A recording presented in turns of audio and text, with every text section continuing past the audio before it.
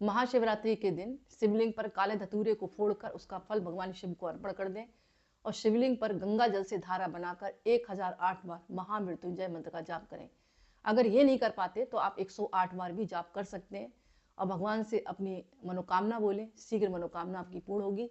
इसके अलावा आप आज के दिन काले धतूरे का पौधा घर पर लगा लेते हैं तो बहुत शुभ माना जाता है। आपके वैवाहिक संबंधों में लड़ाई झगड़े कम होंगे और वैवाहिक संबंध में मधुरता आएगी।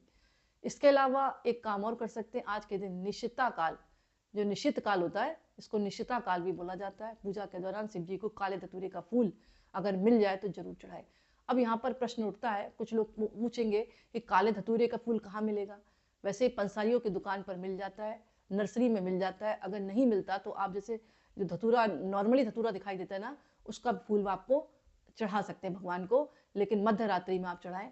आपके जीवन में सुख शांति बनी रहेगी, आपकी आर्थिक स्थिति मजबूत होगी। दोस्तों यहाँ पर मैं एक बात कहूंगी आपको, छोटे छोटे उपाय करते हैं ना, इसमें ज़्यादा टाइम भी नहीं लगता और हमारी मनोकामना भी मतलब आसानी से पूर्ण हो जाती है। लेकिन भक्त का मतलब विश्वास देखा जाता है, जितना आपका विश्वास प्रबल होगा ना उतना ही ये उपाय कामयाब होगा। मतलब आप उपाय भी कर रहे हैं और मन में इधर उधर की फालतू उटपटांग सोच रहे हैं कि ये तो बेकार के उपाय हैं, तो फिर रिजल्ट अच्छा नहीं आता। आप डॉक्टर को भी दिखाने जाते हैं, अगर दवाई विश्वास के साथ आप खाएंगे तो आपको जरूर आपको उस बीमारी से निजात मिलेगी दवाई खाने से।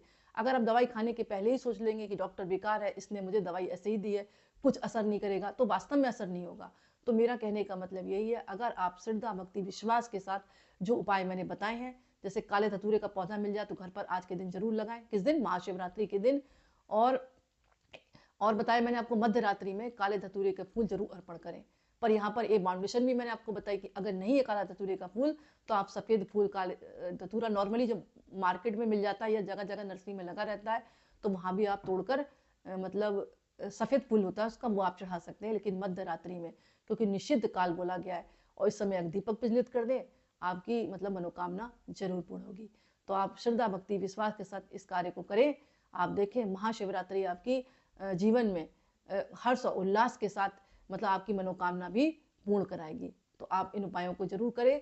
और अगर आपने व्रत रखा है तो ओम नमः शिवाय, ओम नमः शिवाय, ओम नमः शिवाय का जाप करें।